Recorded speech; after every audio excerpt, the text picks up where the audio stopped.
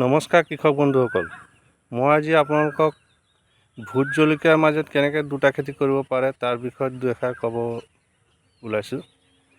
যিসকল কৃষকৰ বাম মাটিত ভোট জলকীয়া খেতি কৰিছে, একেবাৰে বাম মাটিত বাৰিষাত পানী নহয়, তেনেকুৱা কৃষকসকলে তেনেকুৱা মাটিত খেতি কৰা মাটিডৰাত কেনেকৈ দুটা খেতি কৰিব পাৰিব আৰু এটা খেতি একেবাৰে ফ্ৰীকৈ হৈ যায়, তাৰ কাৰণে কোনো বেলেগকৈ খৰচ কৰিব নালাগে। ভোট জলকীয়াত যিটো আমি খৰচ কৰোঁ সেই খৰচতে আৰু এটা খেতি উঠি যায়, খালি পুলিৰ খৰচটো আহিব, বাদ বাকী আৰু অন্য একো খৰচ কৰিব নালাগে। দুটা খেতিটো এটা আপোনাৰ ফ্ৰীকৈ হ'ব, সেই ফ্ৰী খেতিটো আপুনি 2 বছৰলৈকে ফল ছিঙিব পাৰিব। আহক আমি সেই খেতিটোৰ বিষয়ে আপোনালোকক দুই এষাৰ কওঁ আৰু খেতিটো দেখুৱাওঁ।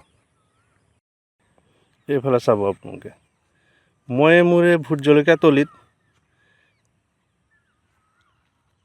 জিগজেগ ছিষ্টেমত অমিতা পুলি লগাই থৈছোঁ। আপোনালোকে গ্ৰ'থ চাওক, জলকীয়াৰ মাজত অমিতাজোপা দেখিছে, এইজোপা এজোপা এজোপা মোৰ জলকীয়া ছিঙি শেষ হৈ যাব, এই অমিতাখিনি থাকি যাব আৰু মই তাৰপিছত অমিতাৰ প্ৰডাকশ্যন আহিব আৰু মই অমিতা লৈ থাকিম। যিসকল খেতিয়কে একেবাৰে বাম মাটিত ভোট জলকীয়া খেতি কৰে, তেখেতসকলে তাৰ মাজত জিগজেগ ছিষ্টেমত অমিতা পুলিটো ৰোপণ কৰিব পাৰিব। আৰু জলকীয়াৰ প্ৰডাকশ্যন চাওক, পকিব আৰু বিহুৰ পিছতে, কি ধুনীয়া প্ৰডাকশ্যন দেখিছেনে?